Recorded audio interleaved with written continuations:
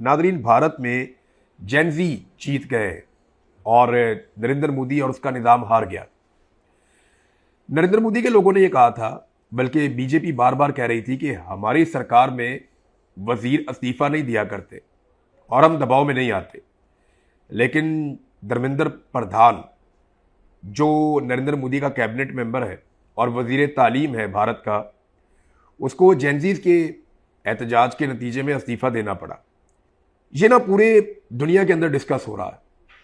ये जेनजी क्या है, ये एक्चुअली एहतजाज हुआ क्यों, इसके पीछे बड़ी वजह क्या थी, ये काकरोच जनता पार्टी क्या है, बहुत सारी चीज़ें मैं आपको इस वीलॉग में बताऊंगा। ये वो हकायक हैं जिन्हें आप कहीं पे भी कोट कर सकते हैं, आप बता सकते हैं जनाब ये सब कुछ ऐसे हुआ। पहले आप अपने जहन में ये रखें कि ये इस खित्ते में होने वाला पहला ऐसा एहतजाज नहीं है।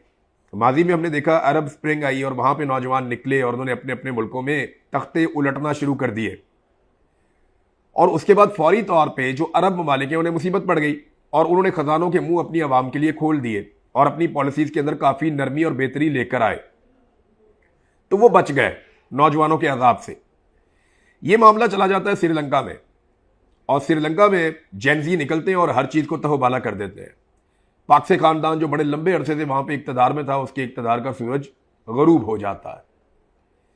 फिर ये चले जाते हैं बांग्लादेश में। बांग्लादेश में हसीना वाजिद 15 साल से इक्तदार, बहुत ताकत थी उसके पास, जेनजी उसके गले की हड्डी बन गए और इन्होंने हसीना वाजिद का तख्ता उलट दिया, उसको मुल्क छोड़कर भागना पड़ा, वो चली गई वहां से। फिर ये खड़े हो जाते हैं नेपाल में जाकर। ये अलग अलग अपने अपने देशों के अलग अलग जेनजी हैं, ऐसा नहीं है कोई एक आदमी ने कंट्रोल कर रहा है। ये नौजवानों में उठने वाली एक तहरीक है। ये चले जाते हैं नेपाल में, वहां पे जाके जो उनका शाही खानदान है, क्योंकि जो निपो किड्स हैं वो अयाशी कर रहे थे।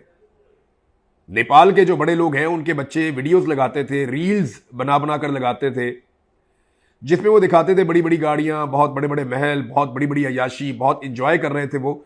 तो उनके जो आम आदमी का बच्चा है वो इफेक्ट हो गया, वो गुस्से में आ गया और उन्होंने वहां पे भी तहोबाला कर दिया।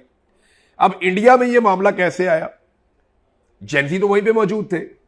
ये एक्चुअली 1998 के बाद से पैदा होने वाले बच्चे हैं जो 2010-2012 तक पैदा होते रहे। उसके बाद वाले जो हैं वो अल्फा है। तो जेनजीज की जो उम्र है वो लगभग 15 साल से, आप समझ लें 15 साल से लेकर कोई ये 25-27 साल तक के जो बच्चे हैं, 27-28 साल तक के, ये जेनजी है। ये जनरेशन जो है ये जेनजीज की है। इन्होंने एक सदी तब्दील होती हुई देखी है। इनमें फ्लेक्सिबिलिटी या लचक उतनी ज्यादा नहीं है। ये डट जाते हैं अपने मामले के ऊपर, अपनी बात के ऊपर, और इन्होंने दुनिया को बहुत तेजी से तब्दील होते हुए देखा है। ये वो पहली नस्ल थी जो कंप्यूटर के साथ पैदा हुई थी।